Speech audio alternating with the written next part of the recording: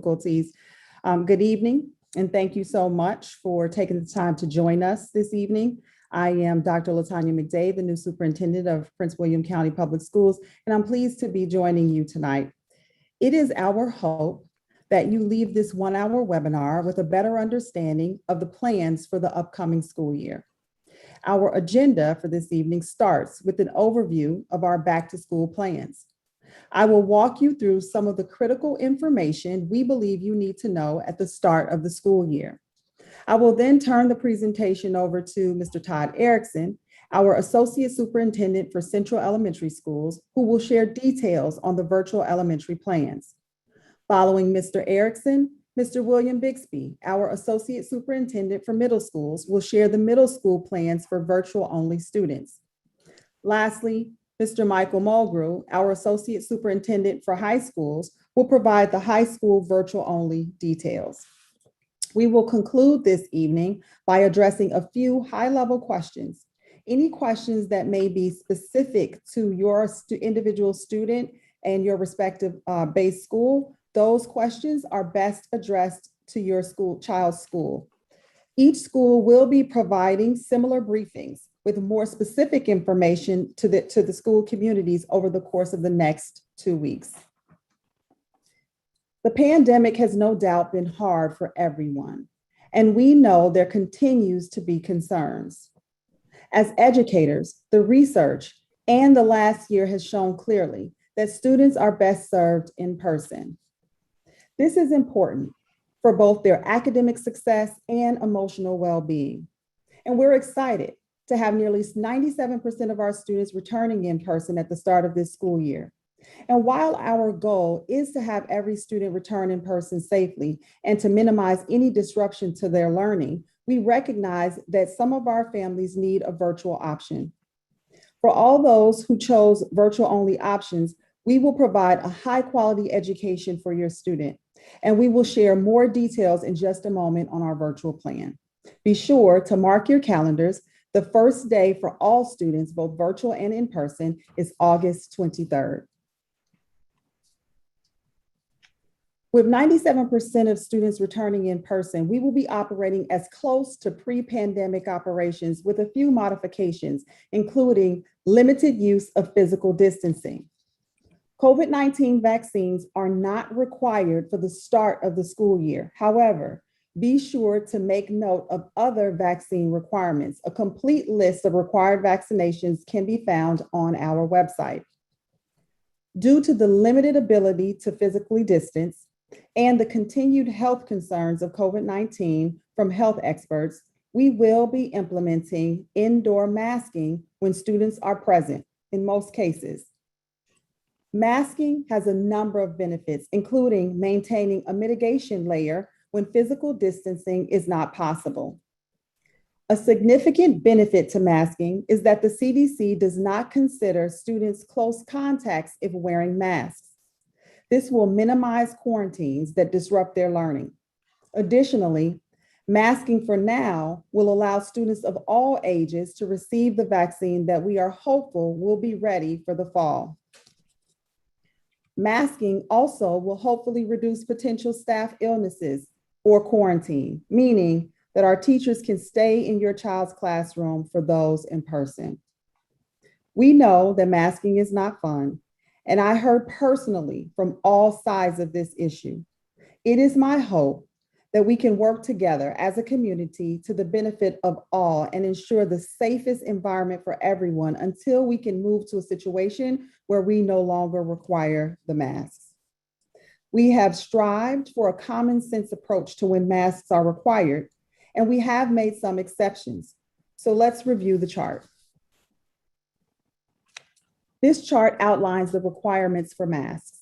When indoors with students present, fully vaccinated and unvaccinated staff, students, and visitors must wear a mask. There is an exception for this for vaccinated teachers when a mask is inhibiting language instruction, especially with younger learners, our English learners, and speech language services.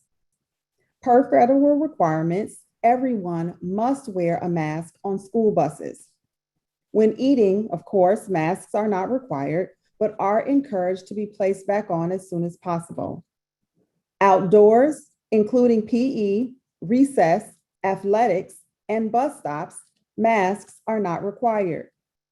The physical distancing at recess when not wearing masks will be encouraged to prevent potential quarantines of large numbers of students.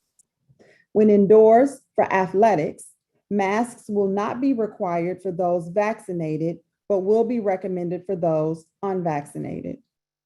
When indoors, as singing has shown to be a source of spread, masks will be required for chorus.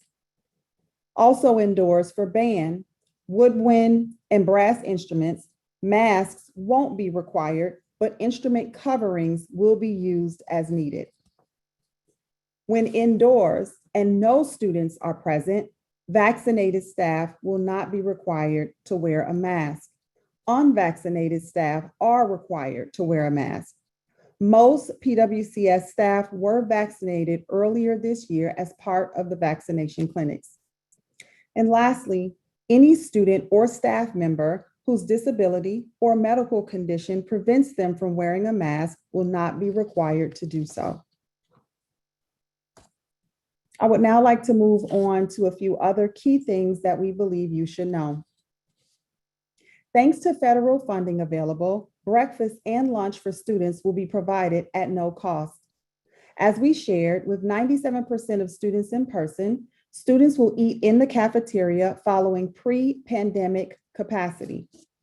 School start times will be provided by your school, including those in the virtual-only programs. Generally, times for each level will be in the ranges shown here on the screen. We will be running buses at full capacity, and this will mean few double bus runs. I know that everyone always wants the details as soon as possible for their students' bus and class schedule.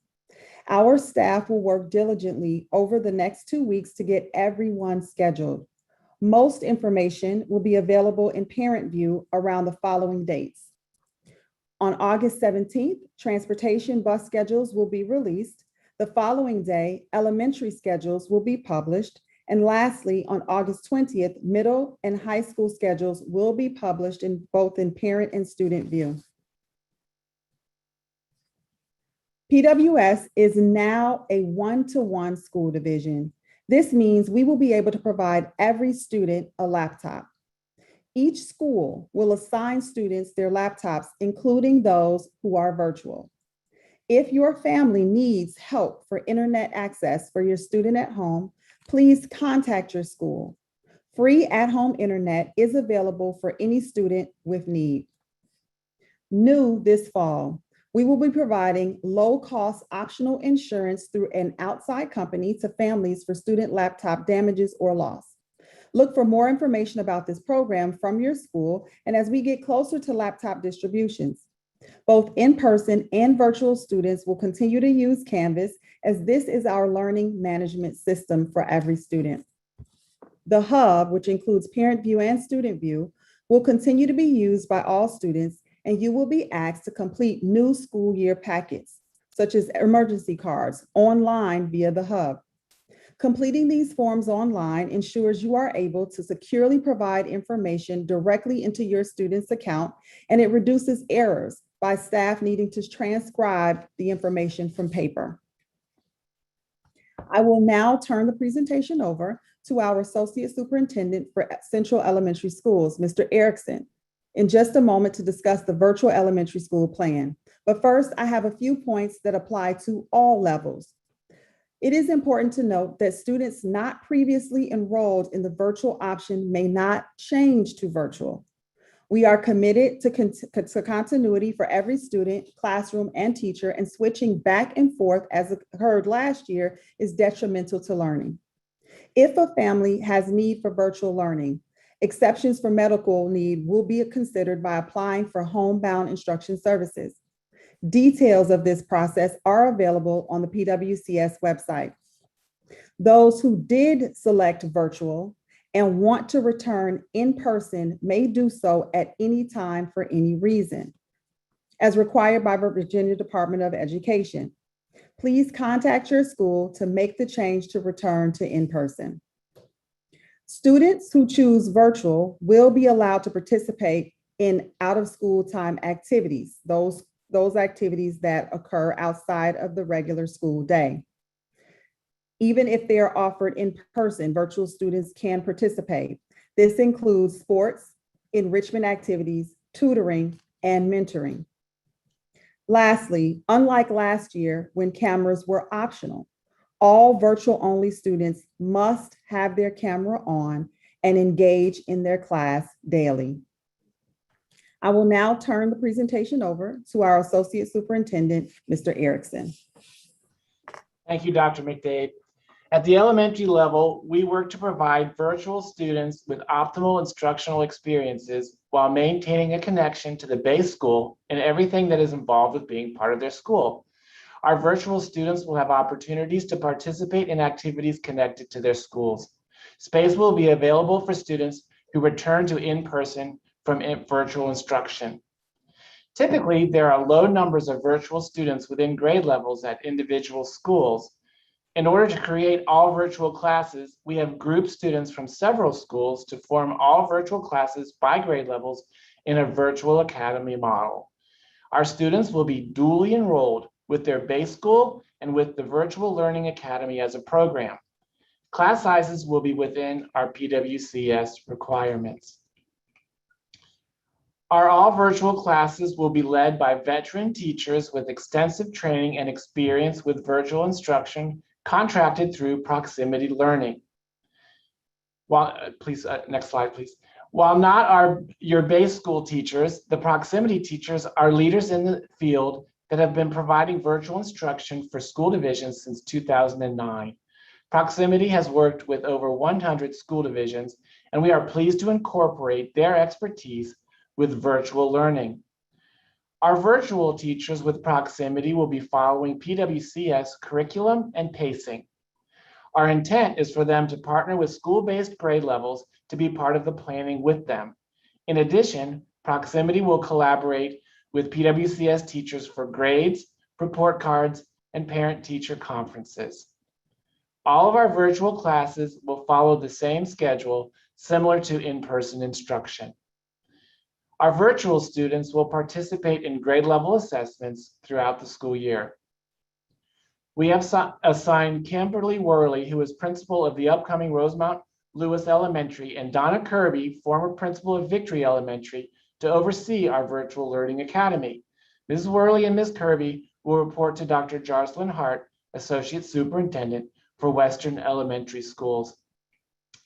Continuing with aspects of the instructional program, our virtual students will receive encore instruction, PE, art, and music, with Proximity teachers who specialize in those areas.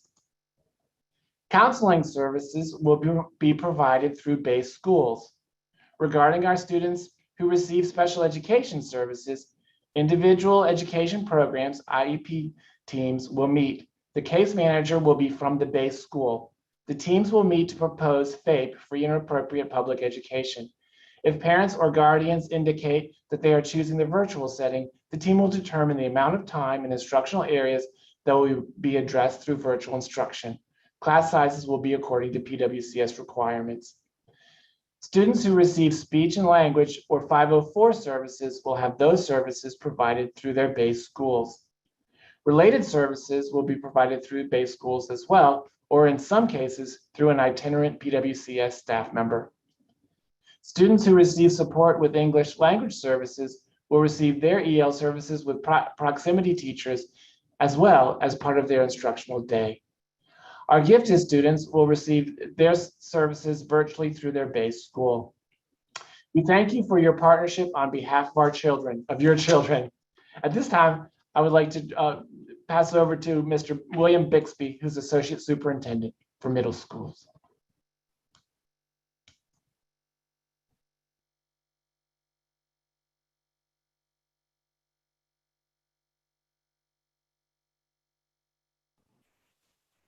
Mr. Bixby, please unmute. Good evening. I apologize for that. I was just excited to get started this evening. I'm Bill Bixby, and I'm one of our two middle school level associate superintendents. Approximately 4% of our middle school students elected to receive instruction virtually for the coming school year. All virtual students will receive instruction primarily by teachers from their base school. In some cases, virtual classes may be pulled across 3 to 4 middle schools with a Prince William County middle school teacher providing the instruction. Across middle schools, there will be a limited number of concurrent instructional classes. In these cases, the teacher has not only volunteered for the assignment, but has demonstrated skill in this setting. These classes will also be supported by a teacher assistant. Some of our encore choices may be limited for virtual students due to the small number of virtual learners at individual schools. For music instruction, when pooling students across schools is not an option, some virtual students may be provided with a music option that meets immediately after the regular school day to offer performance-based instruction. In very limited cases, a virtual class may be taught by a proximity learning teacher. Proximity learning teachers will also provide instruction for students in self-contained special education programs who choose virtual instruction. It's now my pleasure to turn the presentation over to our high school associate superintendent, Mr. Michael Mulgrew.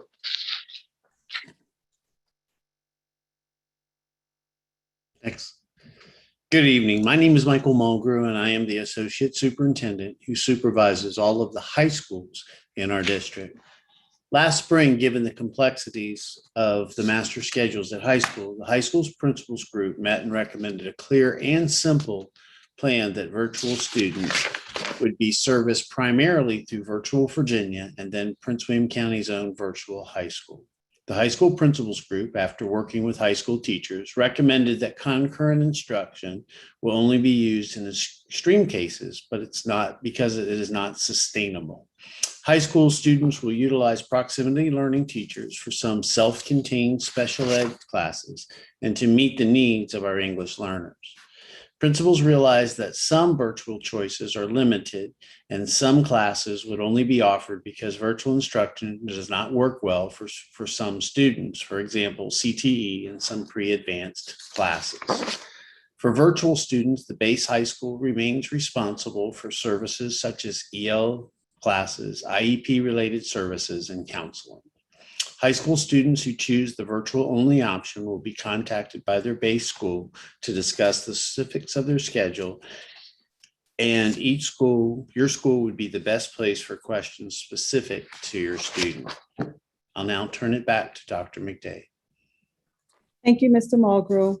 This completes all of the information that we have prepared to share with you this evening. More details can be found on our website, including detailed answers to many of your most frequently asked questions. So I will encourage everyone to look for details from your student's school and to attend your school-specific webinar where additional information will be shared.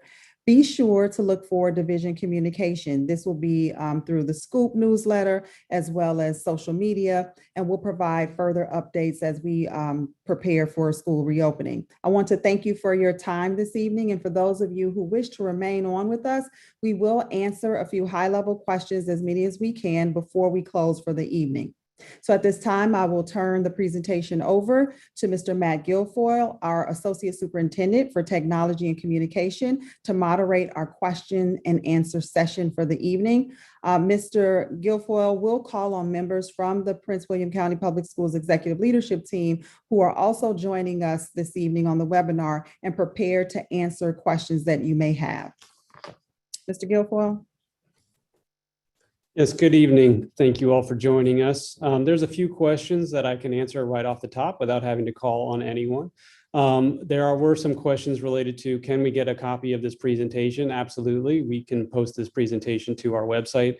I would encourage you that if you go to our homepage there on the pwcs.edu, there is a button right there on the homepage that says back to school information. And if you click that, not only is this type of information available there, but there is significant more information available from our questions and answers, as well as a detailed booklet that you could print if you wanted to at home to be able to go through all the information that we've shared this evening in detail. It is all there, along with a number of frequently asked questions specific to the virtual program as well as our overall program. So those will be available on our website and are available today.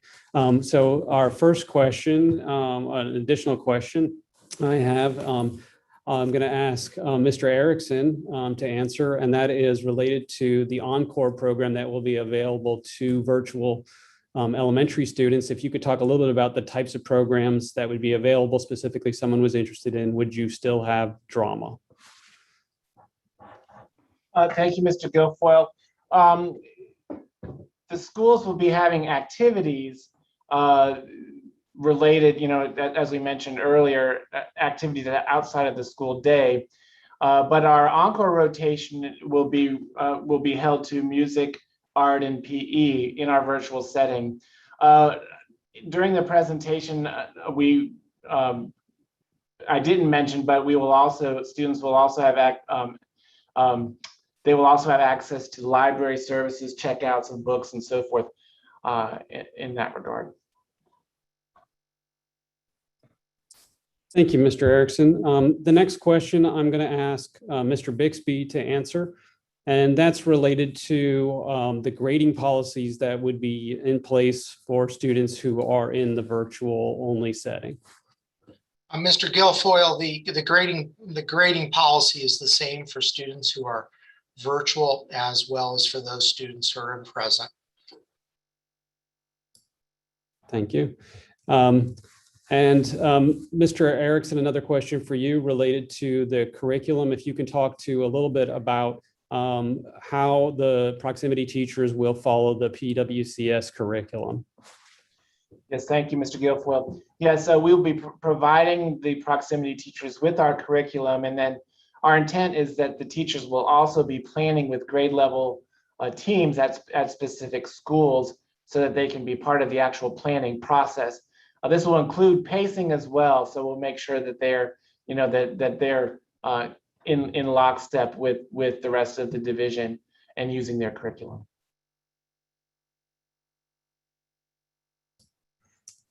Another question was related to whether or not a student who is virtual can switch to in-person. And as Dr. McDade said, that is under the state guidance, that is allowable at any time. And as a parent or guardian, simply needs to get in contact with your student's school.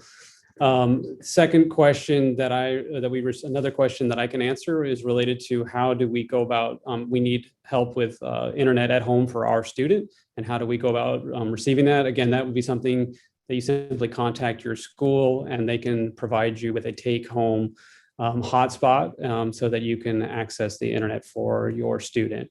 Additionally, another question was related to devices for virtual only students. Computers will be provided to every student who is virtual. We do know that some families do have access to their own computer at home. We do recommend using the PWCS issued device because we can ensure the security of that device. We can also ensure that you have all the software that you need in order to access the learning environment. And then I have a question for Ms. Heavner, if you could address this related to whom would they work with for students who are virtual? How do they go about creating their IEP? So just as you have before, you'll work with your base school, your IEP team will be notifying you or your school. You can reach out to your school and we'll arrange an IEP meeting, and that same IEP team will meet the needs of your child through the IEP process.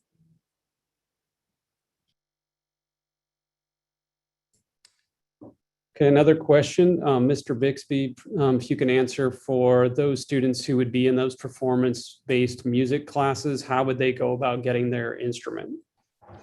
Much the same way as we did last year. For those of you who are with us, or if you're new, schools will provide opportunities for parents and their students to pick those instruments up before school potentially. And once the school year has begun, once we have our solid rosters of our students, So virtual students will be able to have that instrument at home. Thank you, Mr. Bixby.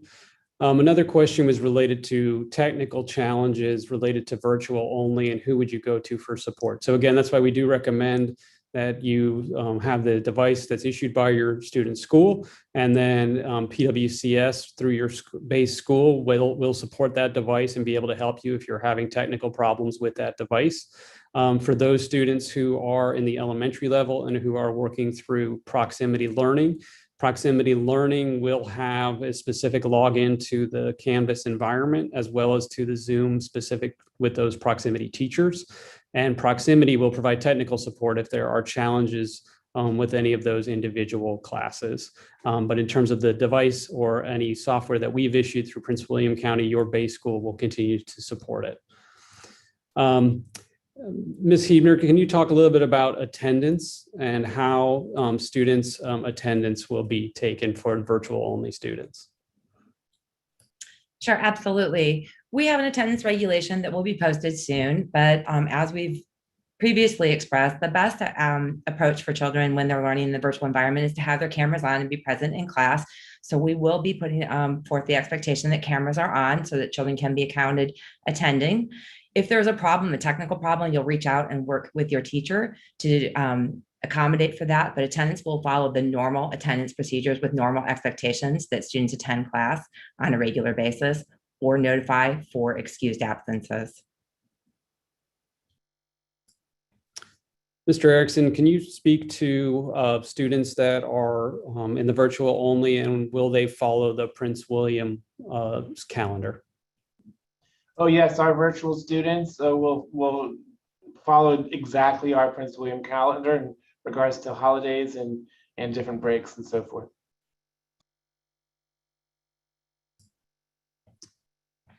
And then Mr. Bixby, can you talk a little bit about some of the other virtual Encore classes at the middle school level and how that will work? So our virtual students will have an opportunity for the most part to participate in the range of Encore, art, facts, music, and physical education.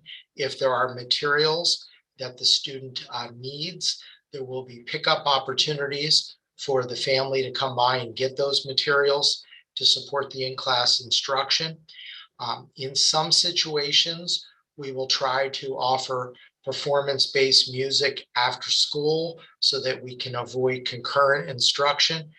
But the vast majority of virtual students will have their Encore classes during the day with any materials that they need provided for pickup in advance.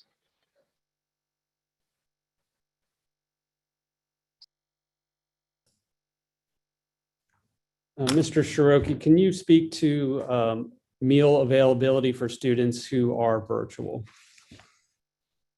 Yes, absolutely. So for our virtual students, their parents and guardians will be receiving before the start of a school a communication asking them if they wish to participate in receiving the free breakfast and lunches, to sign up in advance and to complete that information. And then parents and guardians will be able to pick up at their convenience 5 days worth of breakfast and lunches for their children at any of our high schools. And we will be scheduling that to where you can pick them up on a weekly basis for your convenience.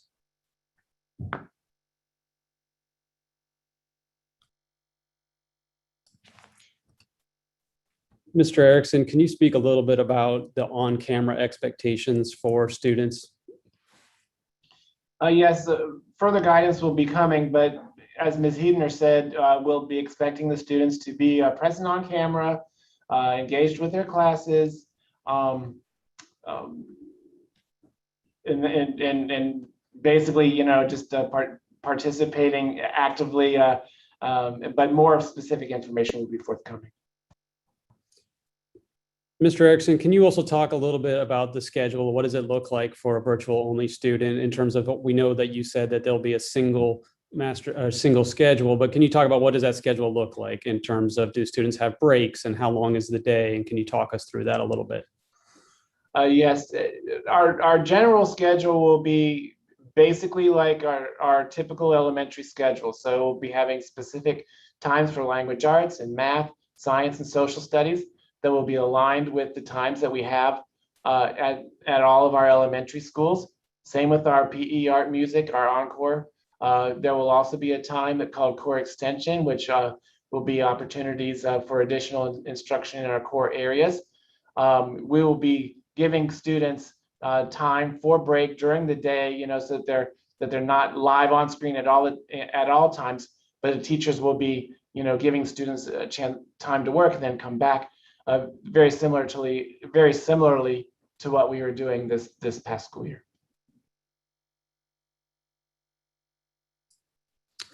Ms. Goss, I have a question from an individual who's asking about the music programs that would be in person and the coverings that would be available for instruments. Can you speak to that? Yes, of course. Just like last year, we have purchased those coverings for instruments here in the school division, and schools can order those coverings for their school should they need more of those. So those coverings are here in the school division, and we have those available for teachers to order for their students' instruments. Ms. Goss, can you also speak to virtual only students and how they might receive from their schools things like textbooks or manipulatives or other support that they might need?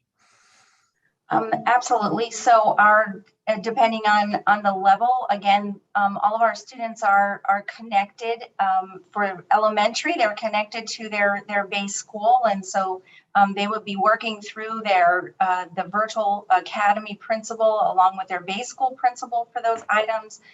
With middle school, they too will be working with their base school principal and staff there for those items. For our virtual Virginia and high school folks, they will receive the materials they need through virtual Virginia if they are, or through virtual Prince William. They would work with their teachers depending on the course. Of course, their needs may be different. If, as we've already stated, all students are still connected to their base school. So if any virtual student is having difficulty with textbooks or supplies, they should reach out to their base school that they're still attached to. Ms. Heavner, can you speak to vaccinations? And if a child is going to be virtual only, do they still have to have the required vaccinations? Thank you, Mr. Guilfoyle. Yes, it's very important that we maintain our routine healthcare procedures, especially now during COVID. It will be required that all required vaccinations need to be in place before the start of the school year. Mr. Erickson, can you speak to the on-screen expectations for the length of the day? And will students be able to have some off-screen time at the elementary level? Yes, they will be given some time during the day for off-screen to complete assignments. Like, as I was saying earlier, like during a math session, the teacher would potentially give the students time to work independently, and then he or she would then pull groups. And so during the time that groups would be pulled, that's an example of time that the student would not have to be on the live screen. Mr. Shiroki, a follow-up to the meals question. Can you just clarify that it's only going to be at certain high schools? Yes, I can. When parents sign up for breakfast and lunches in advance, you will be able to select it from any of our comprehensive high schools. So it does not have to be the high school that is closest to your home. It could be the one that's closest for you coming home from your place of work as well. It's at all of our comprehensive high schools. Mr. Bixby, can you speak to whether or not virtual students will be in classrooms as well as with in-person students? Essentially, will there be concurrent teaching? So there will be some limited concurrent teaching. Most virtual students will not be in a concurrent setting. We have some schools, based upon the student requests, where there are no concurrent sections. And in some other schools, we have some limited concurrent sections of instruction. In those classes, there will be another educator to support the teacher. We're only working with teachers who volunteered to teach concurrently and who have demonstrated strengths in using the technology to support that instruction. And Mr. Erickson, can you clarify the concurrent teaching question as well for the elementary level? Essentially, essentially speaking, all of our students will be in all virtual settings. There will be some very limited concurrent instruction. That might be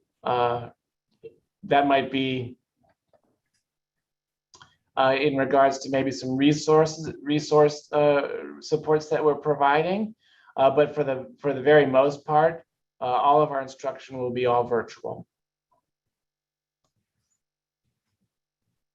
Ms. Goss, can you speak to other services such as gifted services and how that would be provided to students that are virtual only?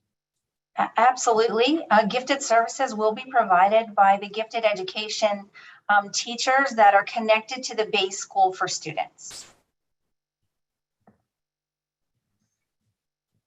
And then Mr. Bixby, can you clarify your after school encore? I think some individuals were a little bit confused thinking that you're saying that they have to come in person after school. Can you just clarify that? No, yes, I can. So our first goal is to provide all instruction during the school day for our virtual students. In some situations, we may be offering families the option only, to participate in virtual music also immediately following the school day. That will not be required, but it may be an option in some schools. In-person students don't have to come after school. In-person students are fine during the school day. Thank you. Ms. Goss, can you talk to SOLs if we know that far in advance in terms of what will be the expectation this year? Will students have to come in person if they're virtual to take those tests?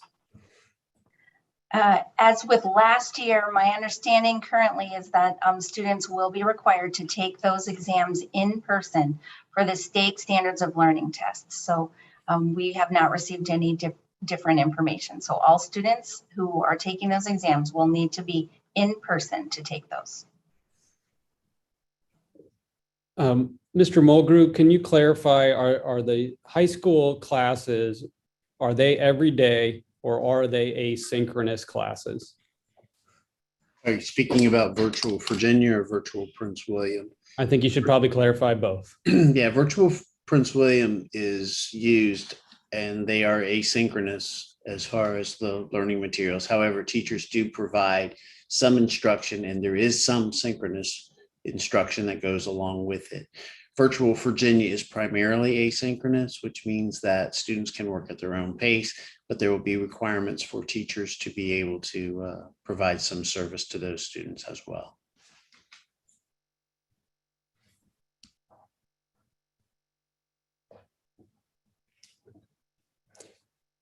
So I think we are nearing the end of our time this evening. Again, we will continue to look at the questions that have been submitted and we will refine our website to add any additional questions that we believe that haven't been addressed there to ensure that there's clarity. And we will be continuing to communicate as a division over the next 2 weeks and adding this information. And individual schools will also be having individual webinars where you may be able to have more questions addressed that are very specific to your student and to your students' schools. So to wrap up this evening, I'm going to turn it back over to Dr. McDade. Thank you so much, Mr. Guilfoyle. Thank you, everyone, for joining us. There's one question that we didn't get to, but I really want to address the question because I want to make sure that we are working from a place of transparency. And the question was about parents who selected an in-person option and then wanted to switch back to virtual. And from what I'm reading here, in the Q&A, families felt that they had that choice and that they're now learning that they didn't. One, I can't speak to what was communicated earlier, but I do want to apologize if in fact there was not clear communication about the switch from in-person going back into virtual. And I also want to share some insight around the rationale for why those who may have selected in-person will not be able to go back to virtual once the cutoff time. We did receive clear guidance from the VDOE that any student who selected virtual may come back in person at any time based on the requirement for all schools to be full-time in person, but that the reverse was not true. A couple of things in terms of moving from in-person to virtual. Once the schedules have been established, especially considering that we will be using proximity learning to be able to provide the highest level of quality for education for our virtual students, once those schedules have been established and teaching assignments have been made, we will not be able to have the capacity to be able to fill additional seats in the virtual session. So that's one challenge, because we do not want to offer concurrent, which is a teacher teaching simultaneously in person as well as virtual, because that has not been optimal in the past. It has been very challenging and not the best educational environment for our students. So I just wanted to give some clarification on that and answer that question directly, because I thought it was really important. And I do want to apologize that parents, were confused about that and did not receive the kind of clear communication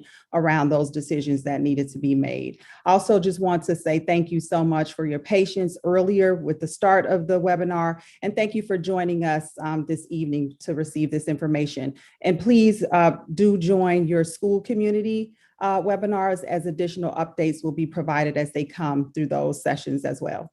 Thank you so much for your time, for your patience, and for trusting us to serve your students.